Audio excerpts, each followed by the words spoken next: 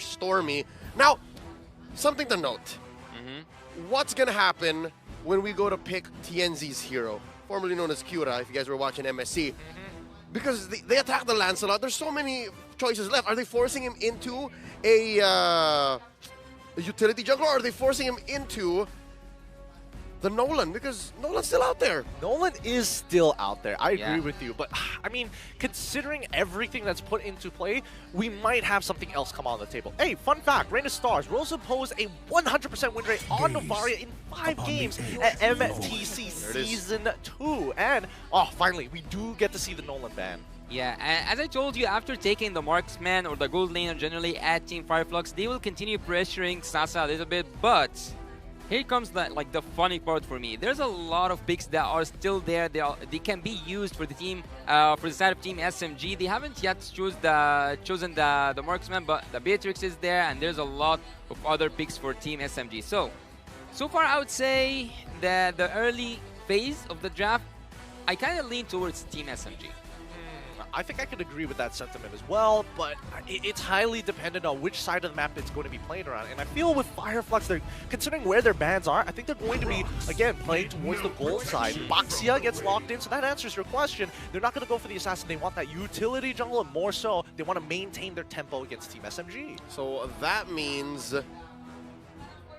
the roamer might also make a difference here for Fireflux. They need someone who's very proactive. They need someone who can go toe-to-toe or at least run by TNZ's side. They want someone to go up to speed with him, and instead of going, it's been a long day, right? You don't want to leave the Baksha hanging. That's true. That's also true. I'm thinking like along the lines of maybe even Angela if we're really like forcing it out, where right? you're always there. Exactly. But then again, Team SMG, they could pick it up on this side, but I'm not sure about the lane priorities at this point. Well, having a Baxia on the side of Team Fireflux actually gives them that flexibility, but look at Team SMG, they will just have one of, both these, let's say, supports in the mid lane. Maybe mostly it's going to be the Angela, but going back to my point talking about Tenzi or Tainzi with his Baxia, I think that he have proven so many times that Team Fireflux, he can be the sole Reaper, I would call him, for Team Fireflux. He always goes in with a fast rotation and takes what he wants. Man, how did you see that Angela come in? It's like you're from MPL Malaysia or something. It's crazy. It feels like the MY in my heart is the same as the MY on stage. If you look at the audience predictions,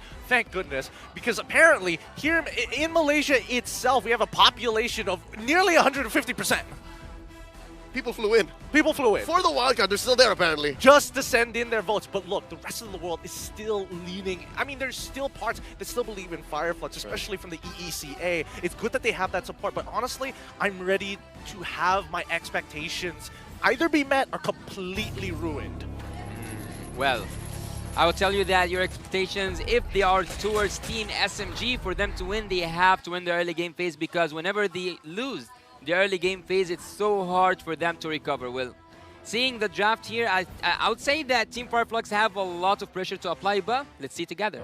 Well, with that being said, as we go in towards Land of Dawn, we have our second best of 3 matchup here at the M5 World Championship between Team SMG versus Fireflux Esports. Team SMG on the blue side, Fireflux Esports on the red. We're already seeing a little bit of spice here as Fireflux finesses this Hilda into that roam. Apex 47, known for his Estes, known for his Atlas, now picks up a hero that lives in the opponent's jungle. So something tells me a part of Fireflux actually wants to go fast, and this is the right hero, right? This is the hero that we were looking for, someone who can run alongside TNZ's Baksha as he wails away at Nico at half health. Oh, wow.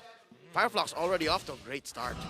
I mean, it is just level 1, right? And that's what we should expect for the side of Fireflux. They need to start creating advantages around in the side lanes, and this kind of gives us a rough idea that they do want to play towards that gold side. With Baxia starting on as purple, he's going to be ending up on the top side of the map, and it's going to be pretty crazy, right? These are potential expectations in terms of items. Don't get too confused just yet. It's only a minute and 20 seconds into the game. I think that Avix is trying so hard to just pressure, I would say, the jungle area, but so far he cannot do that much because of the slowdown coming from the Angela and as well as the Matilda. So I would actually say that Team SMG, in terms of the rotation, they have to focus on their gold lane a little bit because they have 2 supports. So there's nothing better than having two supports. I think that these are actually the most banned supports in all the tournaments, not just the internationals. They usually never get slipped through, but keep in mind... Oh, oh wait, hold on. Miko trying to help out Lord Smooth, committing his flicker because again, he ran into a 3-man mid-rotation from Fireflux. It's tough. And now the Turkish have priority over the First Lord. Yeah, Rather Turtle. I don't think Team SMG is going to contest this at all, right? I mean, we're seeing that, unfortunately for Smooth, he's not level 4. He's already in a difficult matchup against Alien on this Rizla. Top side getting harassed early on, so it's difficult for Sasa to actually take trades for the time being. And Miko just getting stopped in his tracks with Fireflux parking in their jungle. Well, if you got to watch Team SMG, you will think that they are kind of robots, but in a good way, because whenever they win the early game, whenever they have that chance, they continue. Uh-oh! Alien here put down to 1/10 of his health. Yenzi to the rescue, keeping his XP laner alive. And just like that, Alien's back at it again. Let me get some heals here. Brave Smite doing its job. Stormy in mid does have the Hearth Guard, and it is off of cooldown. Didn't use it quite yet.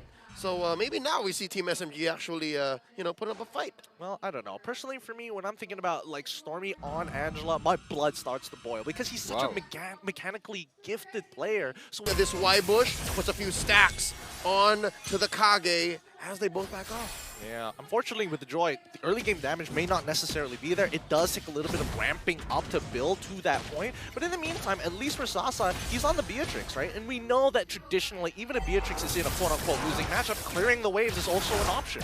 And I would actually also want to add one more point. There is a strategy called Protect the King, and that's by protecting the gold lane. I think that the gold lane at this moment for Team SMG, like calling Sasa out here, should be served to the best, because you have two supports, one of the best, if not the best supports at the current meta. So whenever there's pressure on Team SMG at the top lane, I think they have to prioritize to save Sasa and make him farm even more. I think I agree with the sentiment there, especially with the micro rotations that are going on, sending him into the mid lane, picking up that wave, and then quickly rotating with the help of the guiding winds from Miko to get back top. There we go. Second turtle fight coming in. Circling Eagle. Tenzi still able to hit the retribution. And now Saksha regretting everything. Running on out. Miko with the guiding winds. Now Smooth still holding on to the final slash. No one home.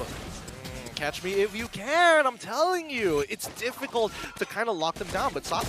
Down bottom. Sunshine barely gets away, but that was a close call for Sasa, calling in Stormy for the Hearth Guard, and the fight continues. Apex winning away at Miko as we tell the tale of Arlet.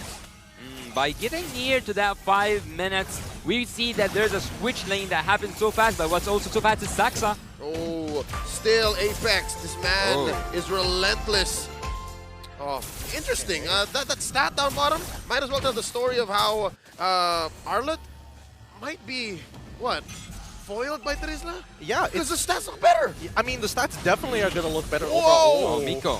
He should be out of there, no problem, right? I mean, they're not going to dive this after they've used the Heart Guard. It's about the timeout in about, like, 4 seconds more. Yep, this is a stolen Heart Guard, by the way, from Rosa. And as early as 5 minutes, they're already pulling a Turkish Ube as Miko tries to defend Stormy's position. Apex commits the power of wildness. Apex deep in enemy territory as Genzi rolls in like the Autobots, forcing another flicker from Miko. And now next Stormy on the docket, flickering on out, gets hit by the Poissons. And now Miko's up next. Sasa can't do much. In comes Smooth. Can he do anything? Dashes on through. Final slash. Serving up Genzi, but Sasa does not have the damage just yet. Sunshine pulls the trigger.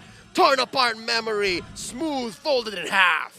I think that Smooth came in a little bit late. He was so late for that team fight, but on the other side, you see that Team Fireflux are utilizing, taking that turret down. I think the Team Fireflux took more than what this team fight was offering. Yeah, I agree with that as well. And wait, this isn't a solo kill, right? He should be okay, right? Oh! The DPZ not going to be able to save him. You were saying?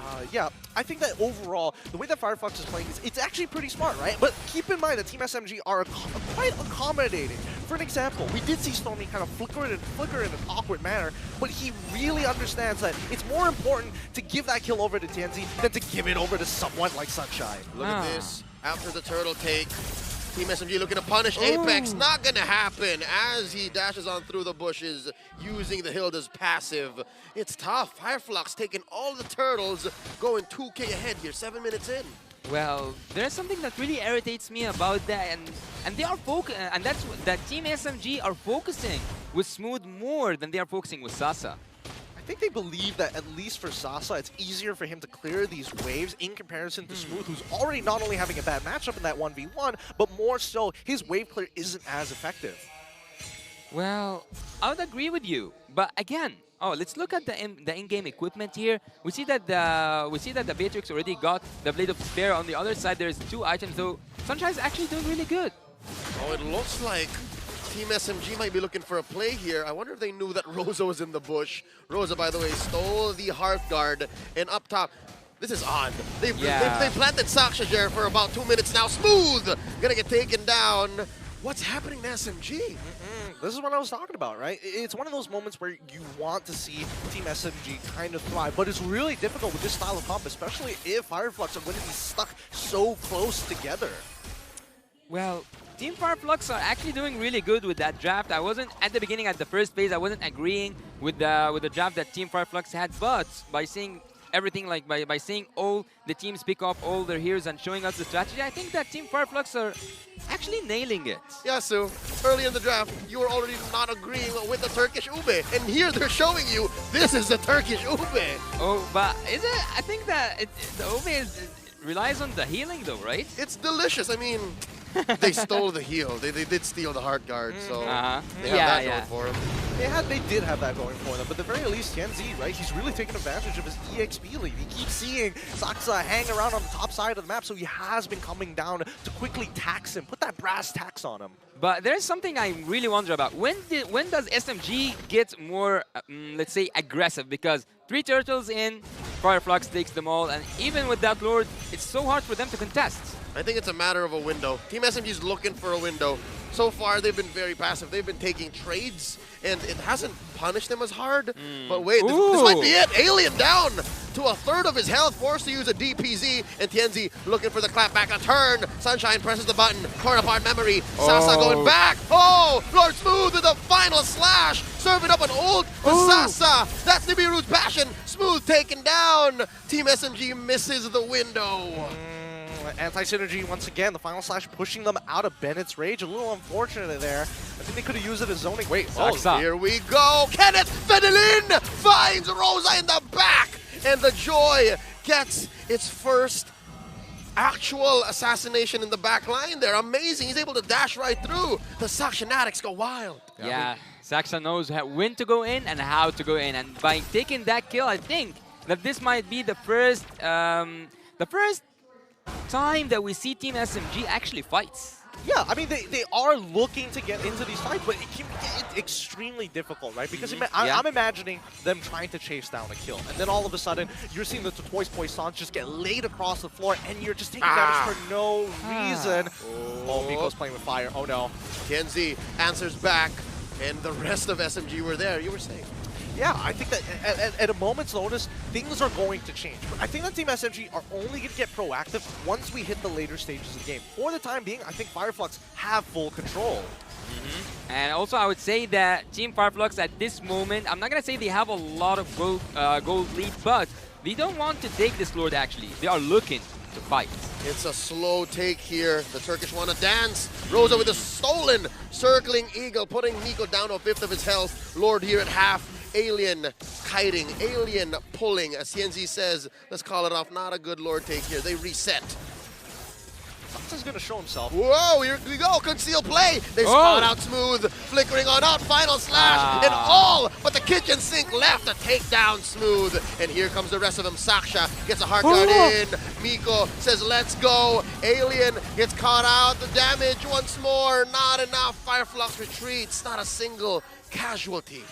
Fireflux understand the only person who can kind of set up a kill for the layup is Smooth. So you take him out of the equation and you can see them just kiting away from people like Saksa, who is currently, yes, he's catching up in EXP, but he doesn't have his third core item to actually deal enough damage. Gideon, what you're saying is Smooth is the alley, the rest of them is the oop, and we've been only seeing oops. Yep, it's painful. It's painful to watch, but at the same time, this is how Team SMG plays it when they are behind. Keep in mind, it's only a 3.6k lead. We're not seeing anywhere close to an 8k lead or even a 10k lead just yet, which could be very dangerous for Team SMG. And for Team Fireflux, actually, after seeing the itemization of all the members, they are focusing so hard on that defense items in terms of the magical defense. So actually, they are they are totally right, because if you look at Team SMG, they have a lot of magical damage there, but some players of Team Fireflux were going for the Athena Shield, and some of them were going for the Radiant. Yeah, and I think it's just going to be a matter of time, because there'll come a time wherein items don't matter. You have to execute on it. Maybe if you're to the level of AP Brendan Burmese Ghouls from earlier today, where it actually matters how you juggle. Right now, it's about positioning. And speaking of, hey, here's one strength Team SMG has. They can plant Stormy here, and it'll bite them less in the butt, much like how Fireflux Esports has to commit these two, Apex and Rosa, taking the long bush on orange. I mean, they didn't have to actually commit, but at least they're planting them there. They have an idea that if they start moving, they can immediately punish. Yeah. And actually, by having an Angela, you have that free space of pushing on the other side of the map, and Team Fireflux knew that. Rosa with a stolen circling eagle, got right into it, and there's the Bennett's Rage! Smooth with the final slash, and they take one down, make it 2 Alien Kenzie for Saksha, as Team SMG gets a winning trade. But in the grander scheme of things, they lost the retribution and they're still going. River Bush coming in, forcing Apex to come through. Smooth wailing away. Not enough damage between these 4 left. Team SMG back off. Fireflux holding their ground. Okay, they're going to need a reset here for the time being. Maybe they can get him in turret. It could be difficult, but Rosa, just really nice play. He still doesn't even have to use his flicker. Again, Team SMG have missed the opportunity. Yes, they were able to get 2 kills, but now it's back to just wave management. As I told you before, Tennessee, I would actually like to call him the Soul Reaper. If you looked at his score, he's actually 6 out of 6 in terms of the kill. He's having 2 kills and 4 assists, as you can see, and he puts his final touches. Well, if we look at Team Fireflux and we wait for them until they get a Lord, we will take so long. They actually want to take the fight more than they want to take the Lord, and that is actually justified by having the Goldine and also having the control over the map. Sunshine pulls the trigger there. Not enough stacks, but this is a slow-paced Lord dance.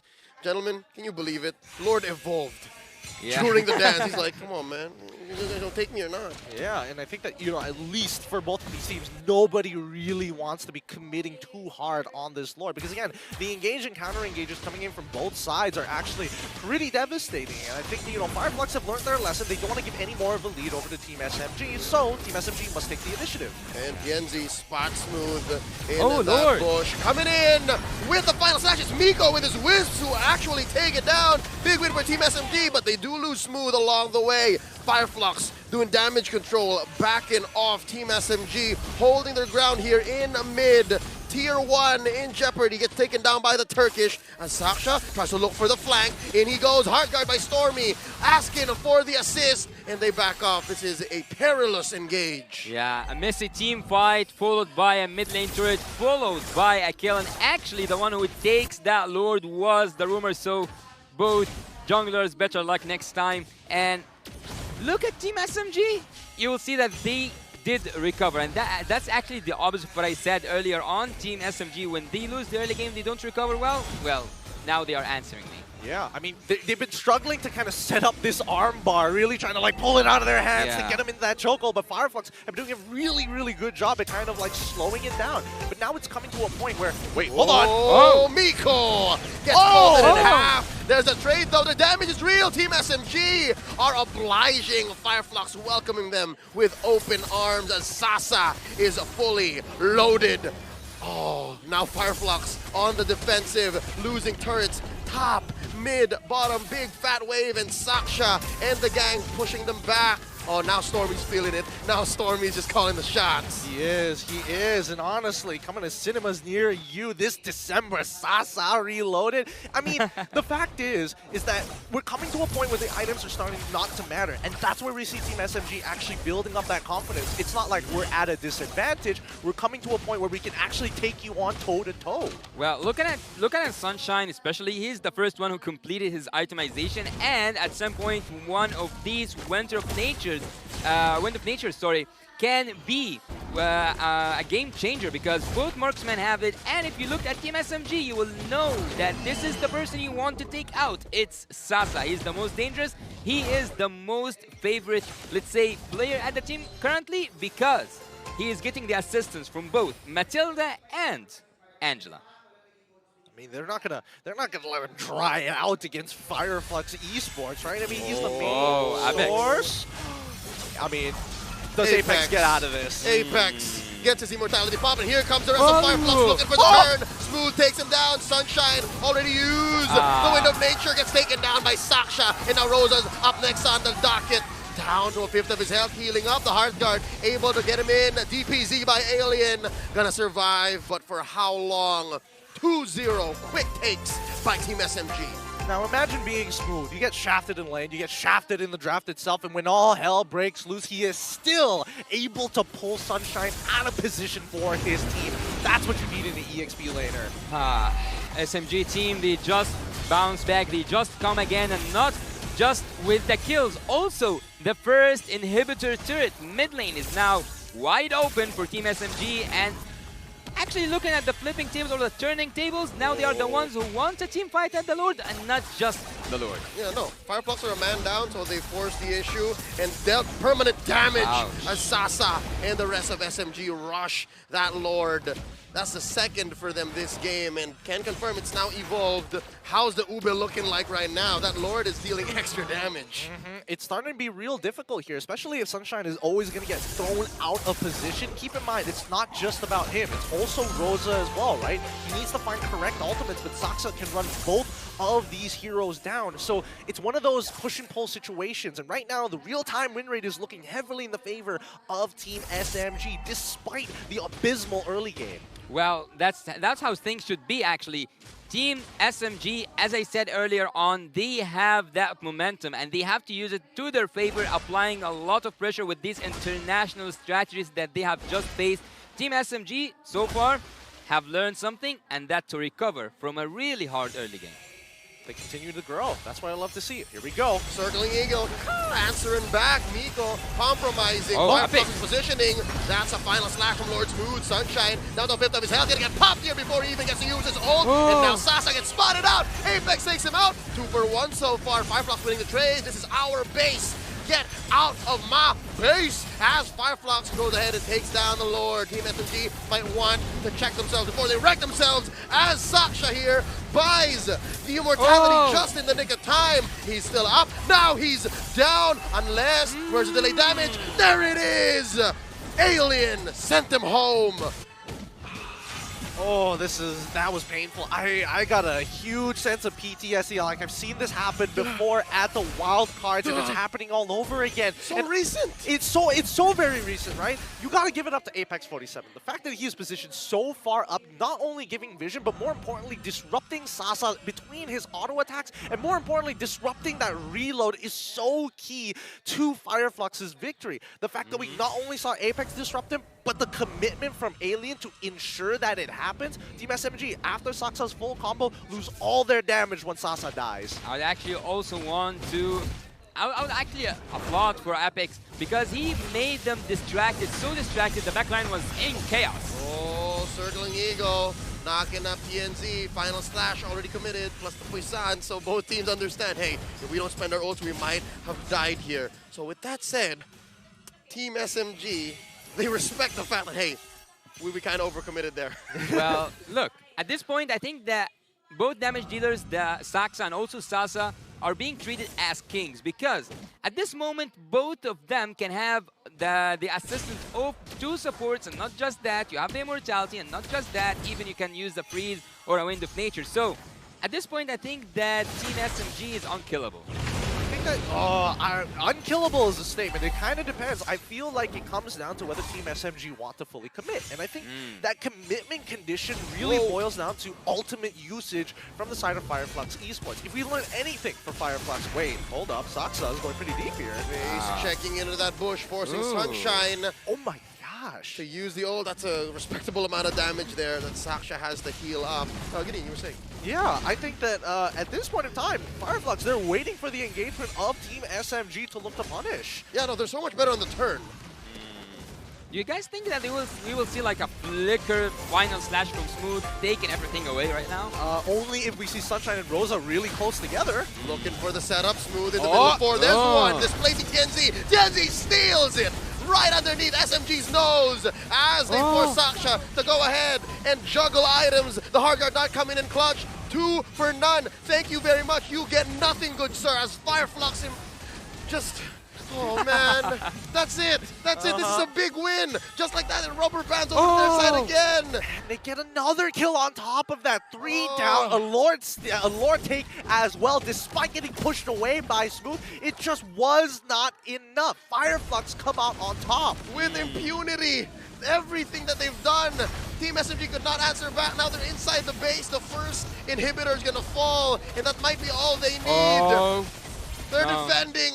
Oh, no minions, no minions. Can they do it? Smooth and 10, smooth and 10. Smooth and 10, Saksa in 17, and unfortunately Miko in 30. And it means... what? Wait. Oh. Oh. Well, I mean, that's already one immortality done. It's not going to stop Fireflux from actually pushing in, but let's see if they're actually going to get greedy with it. Because by the time that Lord actually makes it to that inhibitor turret, most of Team SMG is going to be alive. Yeah, a few seconds ago, we have witnessed a massacre happening with the hands of Team Fireflux, and Team SMG now have to bounce back, have to come back from that, and coming back from such hit is so hard. Here we go. This is all 5 members of each team in the base. Oh! Team SMG coming in, Alien, gonna get his immortality popped. There it is, underneath this Lord. You don't wanna fight. There is a passive, the extra damage. Sunshine, torn apart memory, Sasa, gonna get popped. His immortality still good. The base, Fireflux takes game 1.